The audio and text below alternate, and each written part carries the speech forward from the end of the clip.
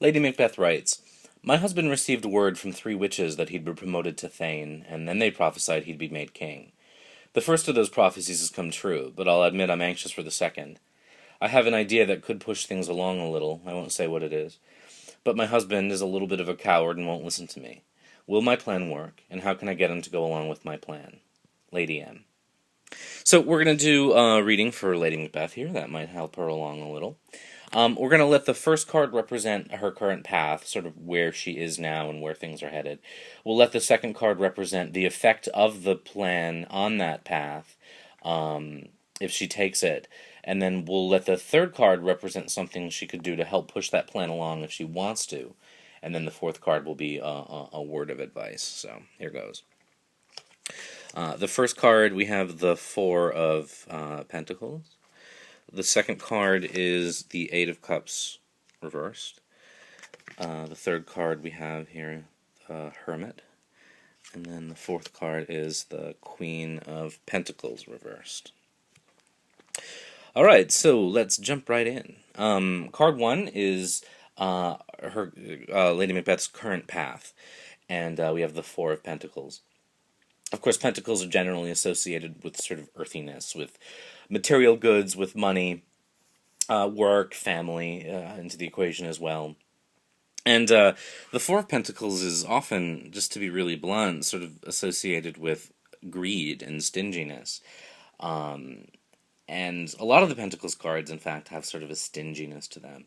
So, normally I don't like to be this blunt, but I think this card begs the question that if you're dealing with a prophecy in which your husband is going to be made king, I can't help but wonder if there's something here that says the primary motivation is material advancement. It seems like a little greediness here. Given that this card represents Lady Macbeth's current path, I sort of wonder and ask her to consider that question. This seems to be sort of a take as much as I can attitude, and I don't normally like to be blunt, but this is not one of those cards that's all that layered. In this case, it doesn't seem to have a whole lot of depth.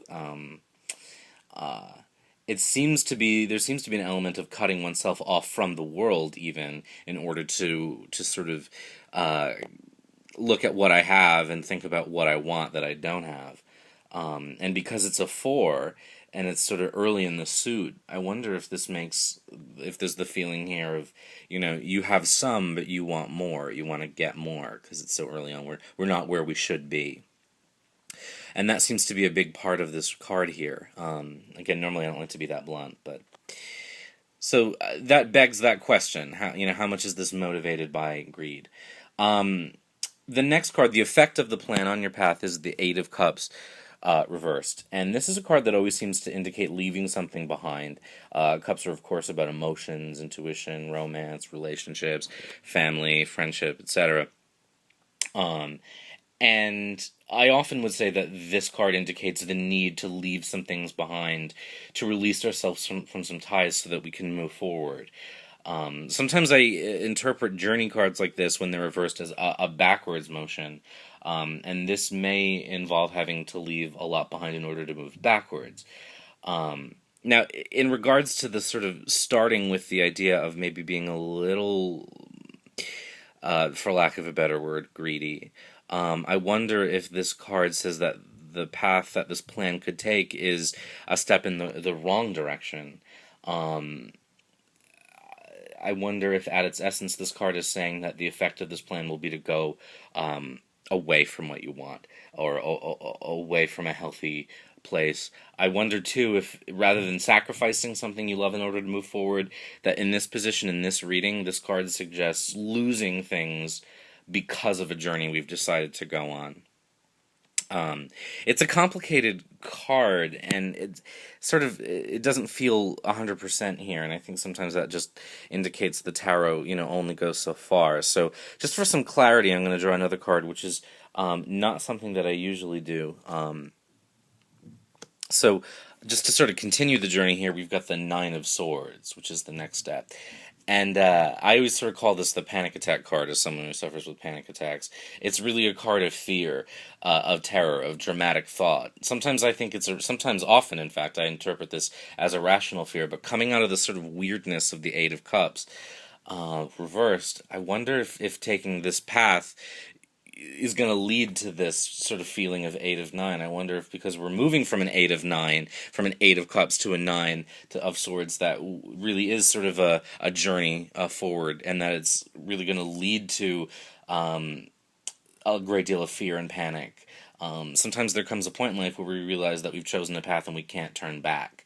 Now, it sounds like I'm advocating sort of something here, and maybe I am. You know, it's hard not to be biased, but I think when we start with this sort of greediness here and we move along this path, it's not necessarily going in a great direction. Now, the third card was the Hermit, and that was about something that can help you along. When I pulled this card, it was all about a way that you could nudge your plans along if that's the way you want to go.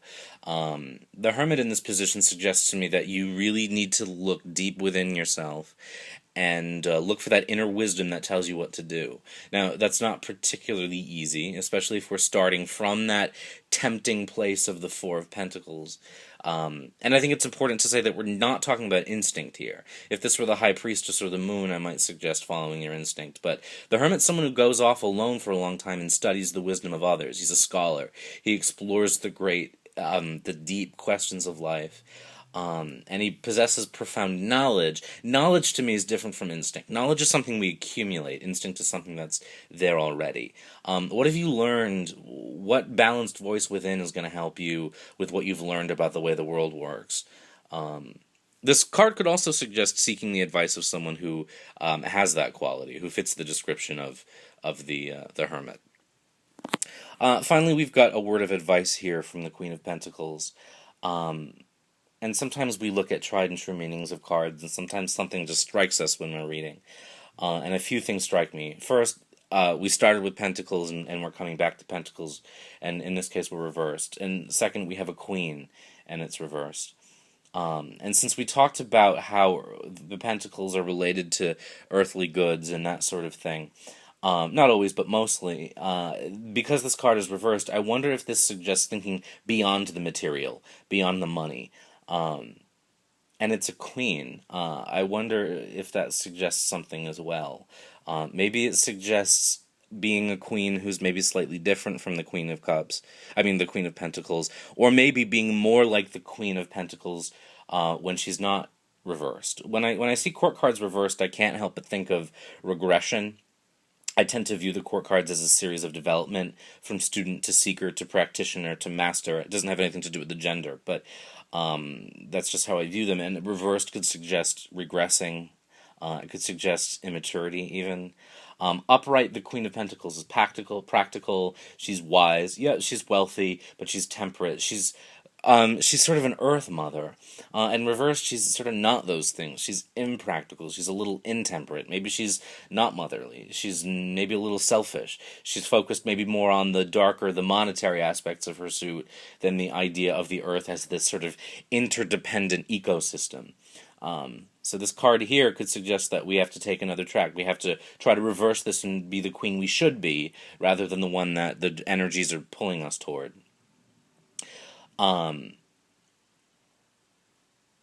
So that's that. This is, again, a complicated reading, but again, just to sort of summarize quickly, because this is so complicated, it seems like we're starting from a place of ambition, not ambition, of need, of greed, of wanting more than we have and holding on to what we have. And if we take the path that we're planning for ourselves, it seems to suggest going in the wrong direction. It seems to suggest having to leave a lot behind. It seems to suggest that going that road could lead to a lot of emotional, fear, panic, anxiety. If you want to push this along, no matter where you go, it seems like you have to call upon that hermit element of things, reach down deep and look at what you know, what you've learned about the way the world works, maybe even seek the advice of someone who's smarter than you are or has that knowledge. And then finally, a word of advice is to really push beyond the monetary elements or the darker elements, and to really try to be the queen we should be rather than what we are, to try to reverse this energy of sort of selfishness, and to be the best qualities of the Queen of Pentacles, the Earth Mother, the wise, temperate, logical, smart, rather than selfish.